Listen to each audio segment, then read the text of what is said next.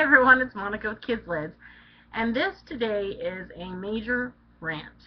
Okay, I didn't film because my mom was here, and I didn't want her to hear me, cursing and swearing or getting upset. So, Marina and I the other day ran into two, not just one, but two people who were prejudiced basically against anybody who is overweight in any way, shape, or form. We were on the subway train, and we were going towards downtown area. I was taking her to meet some friends. I was drinking a root beer and eating a bag of Miss Vicky's, like the small bag of chips. Now, you guys know that I really don't treat myself to that too often, but sometimes I do, because, hey, guess what? I'm a food addict. So, that's my weakness. But I've been doing really well. So, aside from that, there was a guy. I won't even call him the word gentleman because he doesn't deserve that. He was on the train, and he was getting off the train. The thing is, he was on the train with us for like 8 stops, but he didn't have the balls enough to actually say something to me until he was getting off the train, because why? He was a wimp. He wanted to be able to say what he had to say and get off the train. So, in between Sherburne and Yonge, there's about maybe a couple of minutes between that stop. He got towards the door, he turned around, came back towards me, and leaned over and said, there's a saying that goes, you are what you eat. And obviously, you're an effing pig. And I was like, what?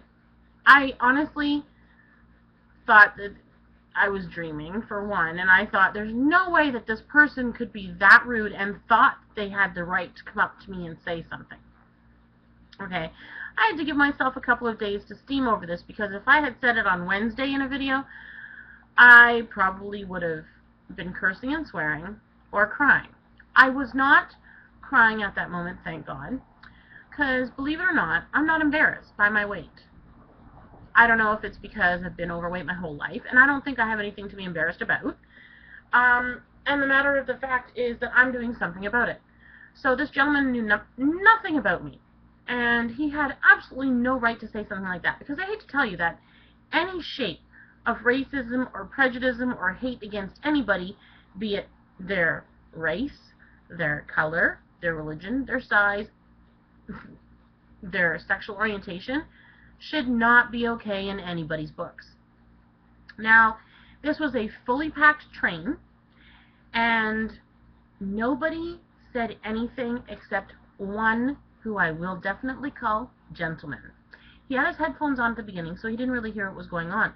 But then when he realized that this guy was being rude to me, because, we were kind of yelling back and forth at each other at this point, he took out his headphones and realized what was going on, and he's like to the guy, shut up! Stop, enough is enough. And the guy just kept going on and on and on.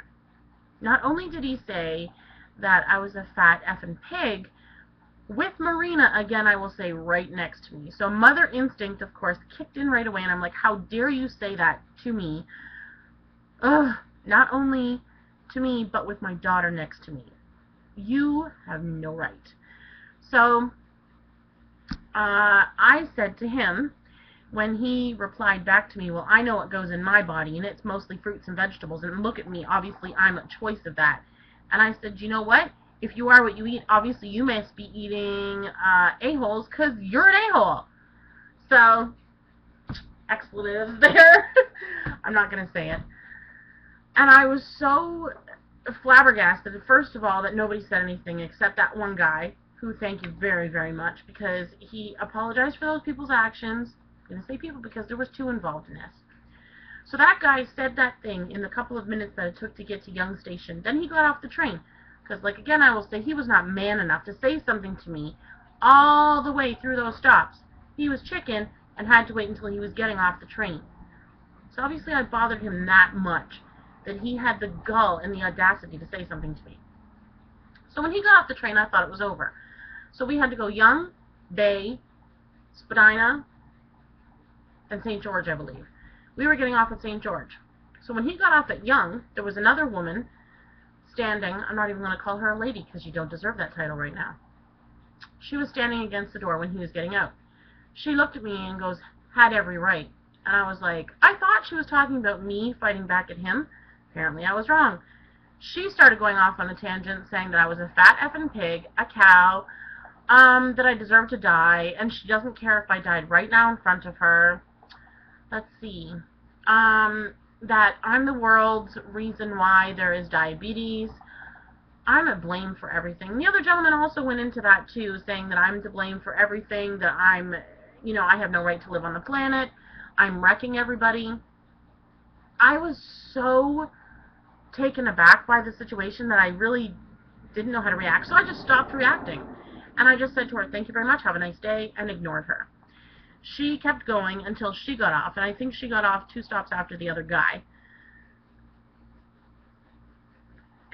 Honestly, I still, 2 days later, it flabbergasts me. I was talking to my dietitian about it this morning, and she almost started crying. Like, she was so emotional about the whole thing. Was like, I'm so sorry you had to deal with that. And I'm like, you know what? I've dealt with fat haters my whole entire life. I have been big my whole life. But the thing is, I am doing something about it. That guy had absolutely no clue who I was. And the fact of the matter is that no matter what, he had no right to talk to anybody like that. Not me, not somebody else. And the only way that any kind of hate, prejudice, racism, whatever you want to call it, is going to stop is if people do something about it. So all of those people on the train who said nothing, you are part of the problem. Have the balls, or have the nerve, to stand up and fight for other people. Because I was voicing myself. But the thing is, if you had stood with me against this bully, this adult bully, it would have been all of us against him, and it would have been so much easier to deal with. So, thank you to the gentleman who stood up for me, and for all of the other people, thumbs down in my books. You suck. So, have any of you ever dealt with that? I just want to know, what would you do in that situation? Leave a comment below if you want. Yeah. Hopefully I won't have to deal with that ever again, because it was horrible. But I'm so proud of myself that I stood up for myself, and there was a time in my life where I would have just probably sat there and cried, but no more. No. I'm not going to take it. Discrimination in any shape or form is not okay in my books. So, alright everybody, sorry for the rant, and yeah. There's peace in my heart. Love you guys. Bye. Share your smile.